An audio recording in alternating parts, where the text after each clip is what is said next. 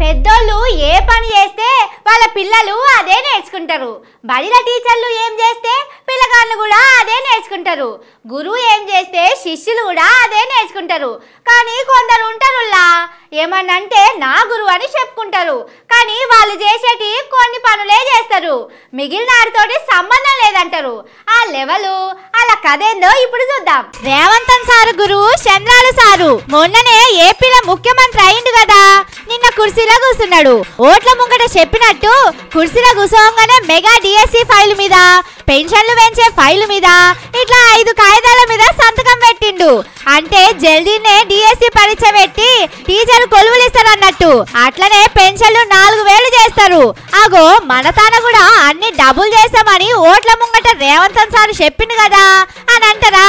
చెప్పుడైతే చెప్పిండు గాని అన్ని ఆటక మీద పెట్టిండు. మొదటి మంత్రుల మీటింగ్లనే మెగా డిఎస్సి అన్నాడు. మీటింగ్ లో దాని ముచ్చట్నే రాలే. పోయిన సర్కారోళ్ళు ఇచ్చిన దానికే జరన్ని పోస్టులు కలిపి నోటిఫికేషన్ ఇచ్చిండు. ఫిబ్రవరి 1 నాడే గ్రూప్ 1 కొలువులు ఇస్తామన్నారు. అది జాడలేదు.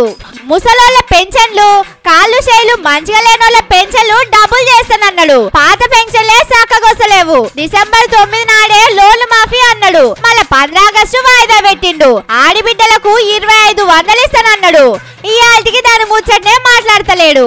ఇట్లా చెప్పుకుంటా పోతే కుర్చీలో కూర్చున్న నాడే చేస్తానన్నాయి చాలా ఉన్నాయి. అందులో పావుల వంతు కూడా మొదలు పెట్టలే.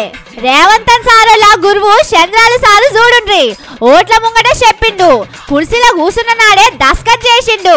కానీ మీరు ఇట్లా చేసుడు కరెక్ట్ కాదు. రేవంతన్ సారు గురువు లెక్క మీడియాను మేనేజ్ చేసుడు, ఆయన లెక్క కేసులు పెట్టుడు, మాట్లాడినోళ్లను బెదిరించుడు నేర్చుకున్నారు. కానీ ఆయన లెక్క మంచి పనులు చేసుడు ఎందుకు నేర్చుకోలేదని పబ్లిక్ అడుగుతున్నారు. వాళ్ళకైతే మీరే జవాబు చెప్పాలి.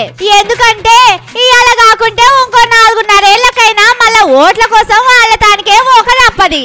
చెప్పినే చేయకపోతే ఎట్లా